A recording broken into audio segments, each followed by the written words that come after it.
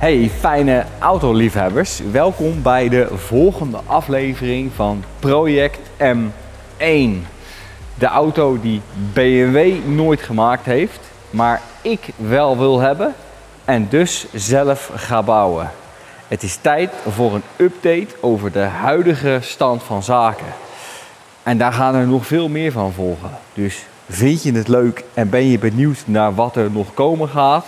Vergeet dan vooral niet om je even te abonneren op ons kanaal.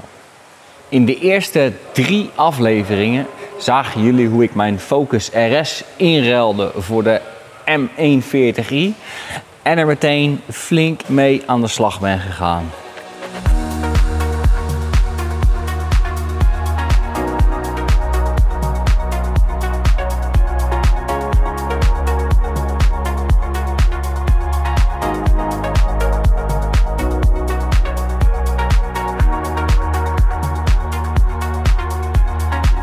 Vandaag is het tijd voor een korte terugblik, een update over de huidige stand van zaken en een blik in de tijd vooruit. De eerste reeks aanpassingen bestond uit montage van het KW-onderstel in plaats van het originele adaptieve onderstel, het originele BMW M Performance sperdifferentieel en de Zaero bodykit. En om te beginnen, dat originele onderstel heb ik geen dag gemist. Zoals jullie hebben gezien durf ik ook hard te rijden met de auto. 276 km per uur hebben we tot nu toe geklokt op de GPS. En zelfs dat voelt niet echt hard. Ook al is het keihard, de auto kan het supergoed hebben. Mede doordat er zulke goede dempers onder zitten. Toch was ik niet direct blij met die combinatie van onderdelen. Ik vond dat er wat te veel beweging in de koets zat bij het op- en afrijden van drempels. Vooral de achterkant van de auto kwam dan wat te abrupt omhoog. De banden wrongen heel erg in korte bochten. De spoilerlip raakte soms de grond. En ik was niet happy met de hoeveelheid tractie in zijn algemeenheid. Ik haalde de standaard 0 tot 100 tijd ook niet. Om dat allemaal weer op orde te krijgen hebben we een aantal dingen stapsgewijs gedaan. Ik rijd dagelijks met de 140. Het is ook mijn zogenaamde Research and Development auto. En ik probeer de aanpassingen daarom zo te plannen dat ze niet te veel invloed op elkaar hebben.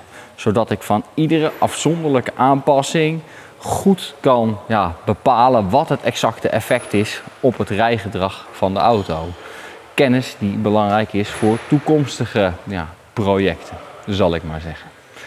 Om te beginnen hebben we de demping van de KW's meer naar mijn wensen afgesteld. Dus rebound en bump op de vooras aangepast om meer rust in de koets te brengen. Daar is hij ook iets steviger van geworden. Maar ik vind hem nog steeds absoluut niet oncomfortabel. En hij geeft mij nu vooral veel vertrouwen. We hebben niet alleen de dempingskrachten aangepast, maar de auto ook nog iets verhoogd, zodat de splitter op de voorbumper de grond niet meer zou raken en de uitleiding nog een beetje gefine-tuned. Toch was ik toen nog steeds niet tevreden over vooral de tractie en het gedrag van het sperdifferentieel.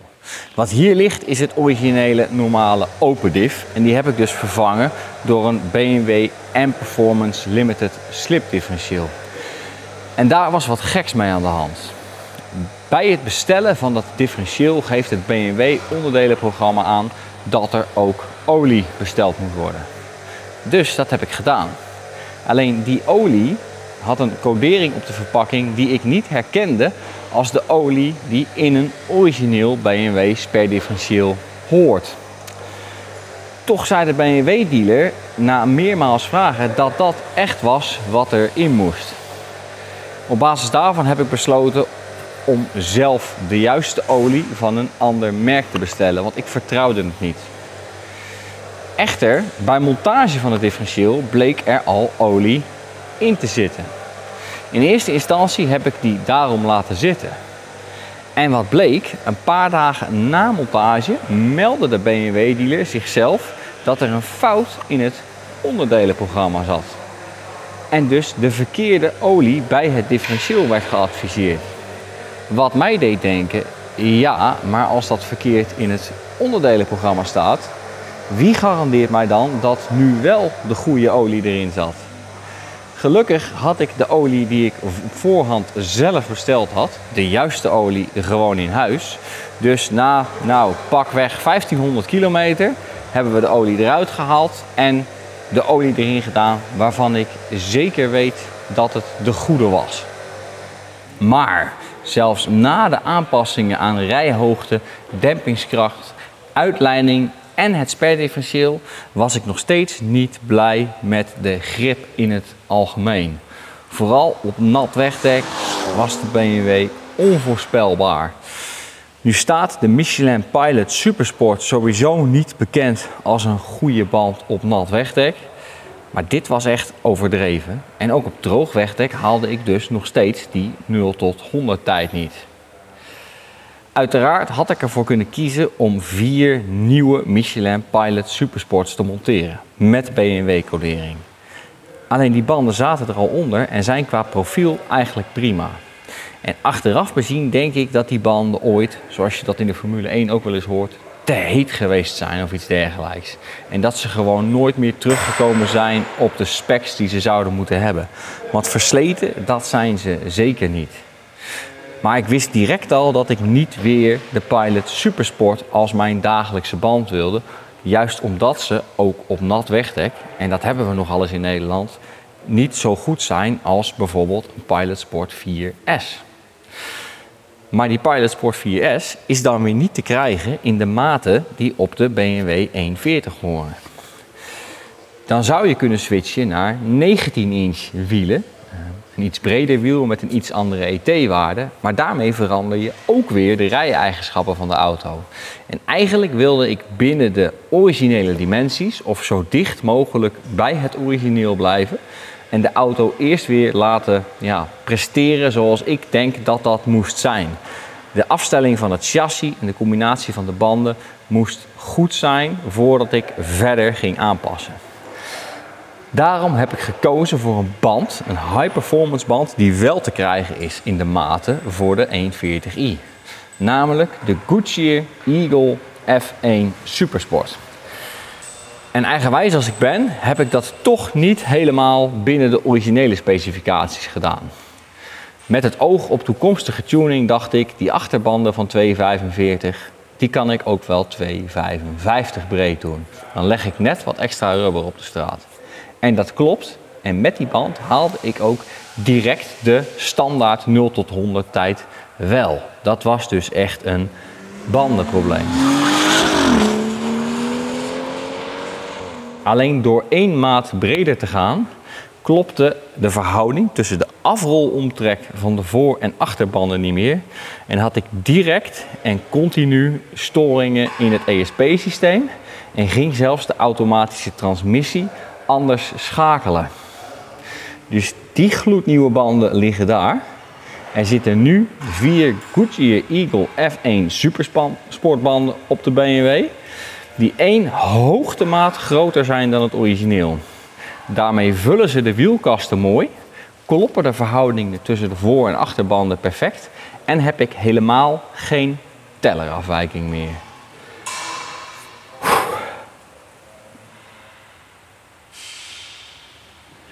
Ik ben reuze blij met de combinatie van nu gemonteerde onderdelen. Qua chassis performance ligt dit heel dicht bij wat ik voor ogen had.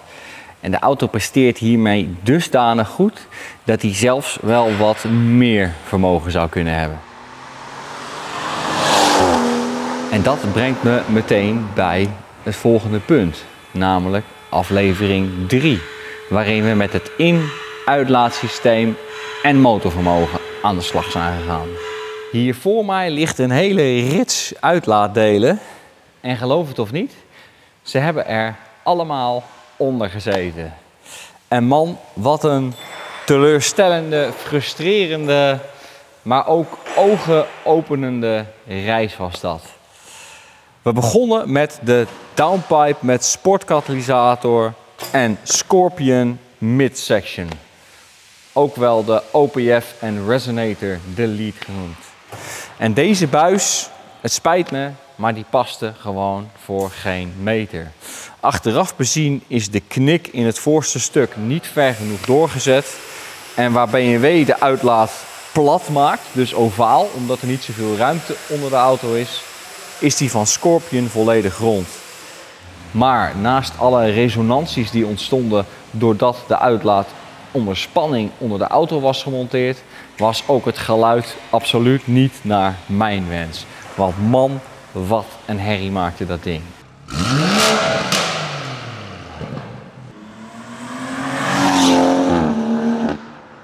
Het was wat mij betreft echt een rijdende wokmelding. Vragen om problemen, maar vooral ook zeer oncomfortabel. De ochtend na montage van dit systeem ben ik in alle vroegte opgestaan en in mijn eentje in de werkplaats aan de slag gegaan. Toen heb ik de originele middensectie ontdaan van het roetfilter. Ik heb hem opengeslepen, het roetfilter eruit gehaald en onder de auto gezet. En in die setup is die ook op de rollerbank gegaan. We hebben ook nog even de Remus midpipe gepast. Die bestaat uit 2 buizen naast elkaar. En daarmee maken ze eigenlijk het platte uitlaatdeel van BMW na. Dat paste in één keer goed. Maar qua geluid was ook die veel en veel te luid. Je hebt in combinatie met een sportkat of zelfs een downpipe zonder katalysator meerdere dempers nodig. Alleen die achterdemper is dan echt onvoldoende. Daarom ben ik op zoek gegaan naar een middensectie van een 140i die wat ouder is. Uit het tijdperk dat ze nog geen roetfilter hebben. En die heb ik gevonden. Daarom ligt hier nog een originele einddemper. Er zit namelijk ook een originele einddemper onder mijn auto. Maar dan nu in combinatie met de middensectie van een pre-OPF model.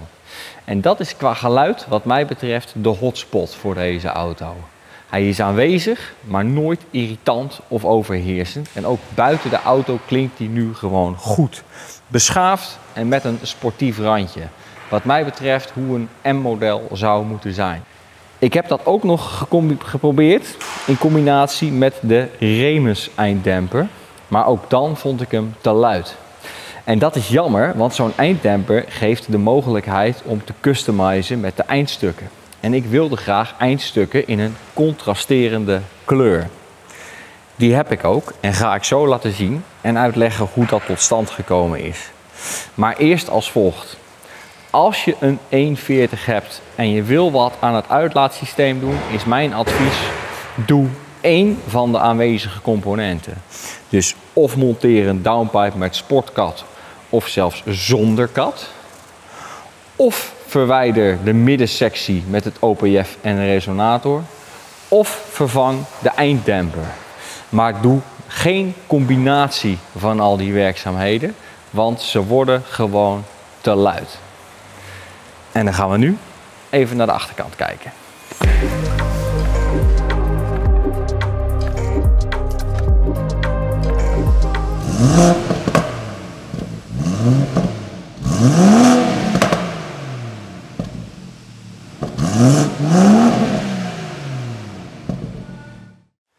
Standaard heeft de M140i zwarte eindstukken op de uitlaat en die vind ik persoonlijk nogal saai. Er zit sowieso veel zwart op de buitenkant en dat vind ik mooi, maar ik hou er ook van als er een contrasterende kleur op zit.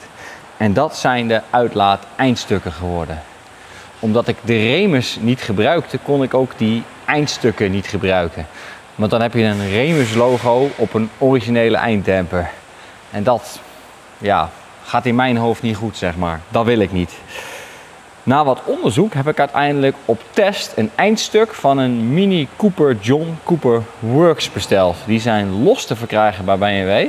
En het kostte wat moeite om ze aan te passen. Maar na wat aanpassingen passen die over de originele zwarte eindstukken heen. Ik moet nu nog wel een maniertje vinden om ze voor de lange termijn goed vast te zetten.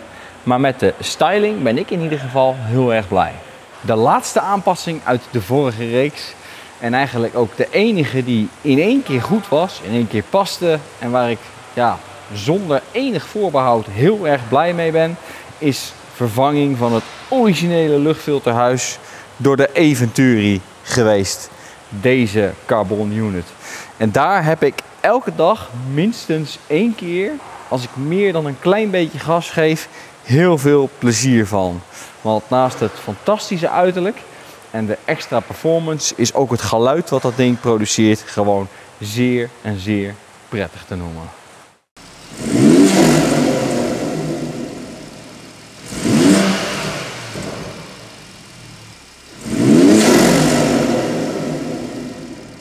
Ik heb de E-serie nu ongeveer 5 maanden in bezit en ben super blij met de aanpassingen tot nu toe. Omdat het een lopend project is, heeft hij een deel van de tijd ook helemaal niet gereden zoals ik dat wilde. Het is een echte projectauto waar niet alles in één keer lukt of goed gaat. Maar alles wat er tot nu toe op gemonteerd is, presteert op dit moment precies zoals ik het wil. In de volgende aflevering gaan we onder andere aan de slag met het interieur en een eerste tune uitvoeren.